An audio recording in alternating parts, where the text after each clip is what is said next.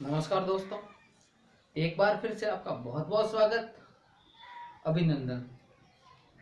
हम राजस्थान की कला और संस्कृति का आज टॉपिक शुरू करते हैं। उसमें भी हम आज पहले करेंगे राजस्थान की जनजातियाँ। राजस्थान की जनजातियाँ के अंतर्गत हम भील, मीणा, ग्रासिया, सहरिया, डामोर आदि जनजातियों के बारे में पढ़ेंगे। सबसे पहले हम पढ़ते हैं भील जनजाति। भील जनजाति भील जनजाति सबसे प्राचीन जनजाति है। सबसे प्राचीन जनजाति है, तो इसका उल्लेख भी प्राचीन ग्रंथों में होगा। जी हाँ, है। रामायण में इनका जिक्र है। रामायण में सबरी भिलनी थी। महाभारत की बात करें तो वहां एकलव्य भील बालक था, धनुषधारी एकलव्य। उसके अलावा बाण भट्ट की पुस्तक है कादम्बरी। बाण भट्ट की जो पुस्तक है कादम्बरी, उसमें भी भीलों को सबसे प्राचीन बताया गया है। बाण भट्ट की जो कादम्बरी है ना, उसमें भी एक है कथा सरित सागर।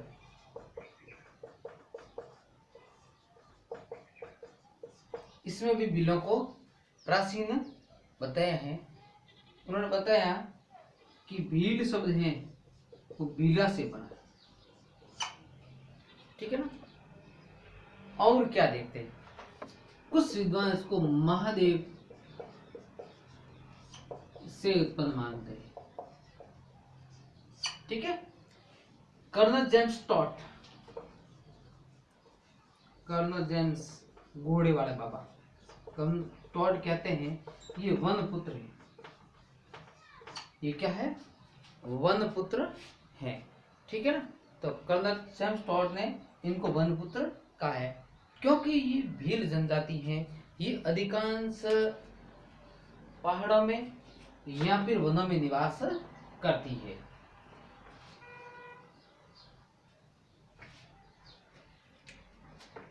अब इनका निवास स्थान राजस्थान में सबसे ज्यादा किस जनजाति की जनसंख्या है, तो वो है मीणा। लेकिन सबसे प्राचीन कौन सी है, तो वो है भील, क्योंकि प्राचीन ग्रंथों में जिक्र मिलता है, इसका मतलब ये प्राचीन है। अब राजस्थान के देखते हैं उदयपुर में सबसे ज्यादा भील निवास करते हैं। सबसे ज्यादा इनको एसटी कहा जाता है, शेड्यूल्ड ट्राइब्स, है ना। इसको कहा जाता है अनुसूचित जनजाति। अनुसूचित जनजाति में इनको दर्जा दिया गया है, एसटी। ठीक है ना। और राजस्थान में ये है लगभग राजस्थान की जनसंख्या की 14% एसटी की जनसंख्या है। ये बहुत ही पिछड़े हुए हैं, क्योंकि इनका निवास स्थान देखते हैं तो निवास स्थान है वो यहाँ तो रहते हैं पहाड़ों में, और यहाँ पे रहते हैं जंगलों में। ठीक है ना। यहाँ तो ये रहते हैं पहाड़ों में, यहाँ ये रहते हैं जंगलों में। वैसे इनका जो मुख्य कार्य देखते हैं तो वो करते हैं लकड़ी काट। इनका मुख्य कार्य वनों में रहना और लकड़ियां काटना, शिकार करना, ये इनका मुख्य कार्य है। हम देखते हैं महाराणा प्रताप की बात। प्रताप की सेना में राणा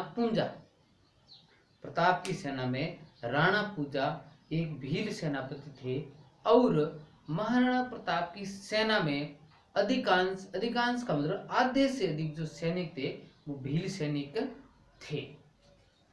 तो भील महाराणा प्रताप को किक्का कहते थे। है ना। महाराणा प्रताप के बचपन का नाम कीका था और कीका उनके सेनापति और उनकी सेना है उनको कीका कहकर संबोधित करती थी। बात 1825 की है। 1825 में भीलों और कर्नल जेम्स टॉड के मध्य एक समझौता हुआ जिसके अंतर्गत ये चोरी और डकैती नहीं करेंगे और अंग्रेज की जो ईस्ट इंडिया कंपनी है उसका भी नुकसान नहीं पहुंचेंगे। ये 1825 में समझौता हुआ। ठीक है ना।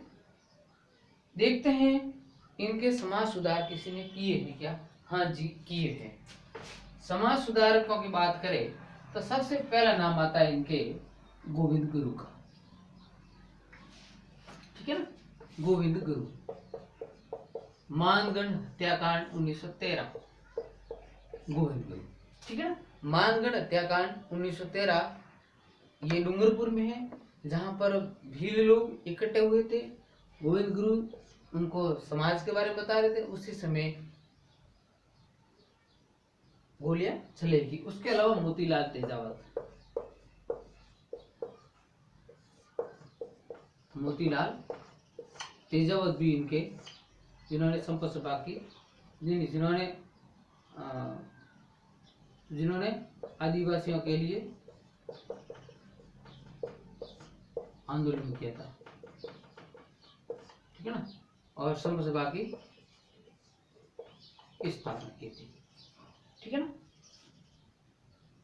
अब देखते हैं कि भील जनजाति से रिलेटेड महत्वपूर्ण प्रश्न कौन से बनते हैं जो कि कंपटीशन एग्जाम की दृष्टि से बहुत उपयोगी है। तो जैसे इनके देखते तो एक होता है चिमाता, एक होता है चिमाता और एक है फला।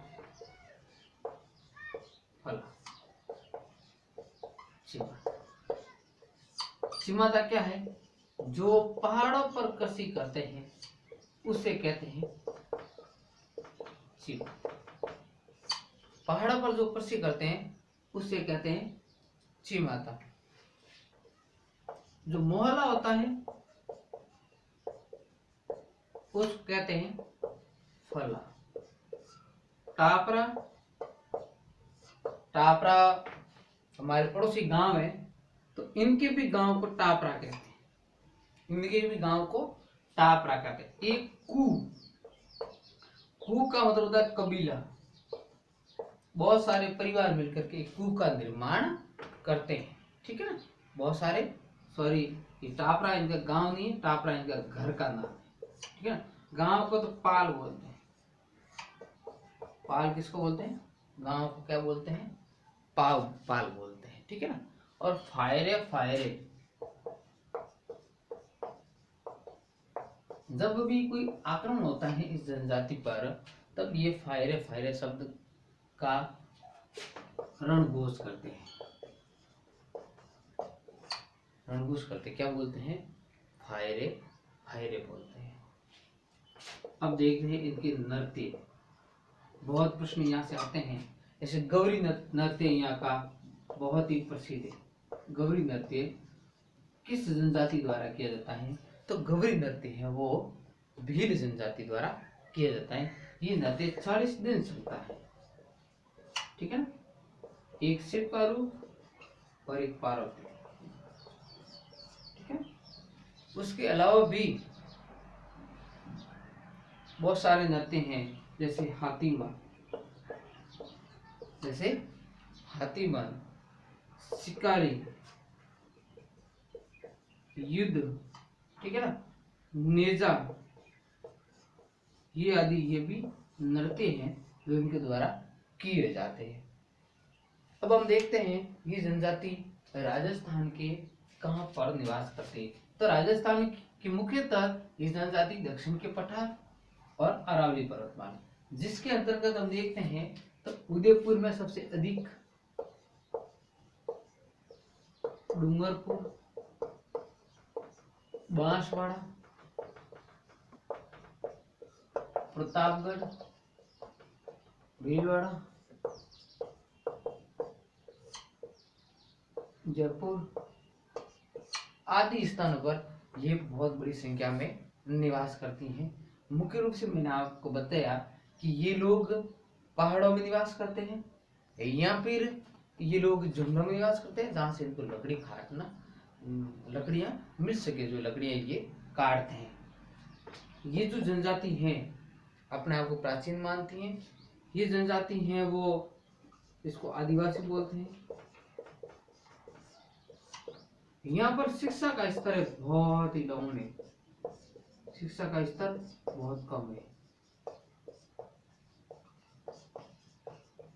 शिक्षा का स्तर कम है, क्योंकि ये आधुनिक सभ्यता से दूर है। लेकिन वर्तमान में सरकार द्वारा जो योजनाएं चलाई जा रही हैं, इस वजह से सरकार की योजना है कि आदिवासियों को ज्यादा से ज्यादा शिक्षित किया जाए।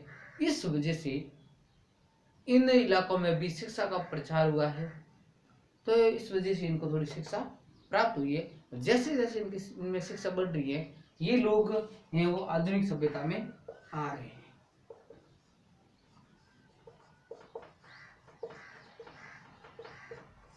आधुनिक सभ्यता में आ रहे हैं और विकास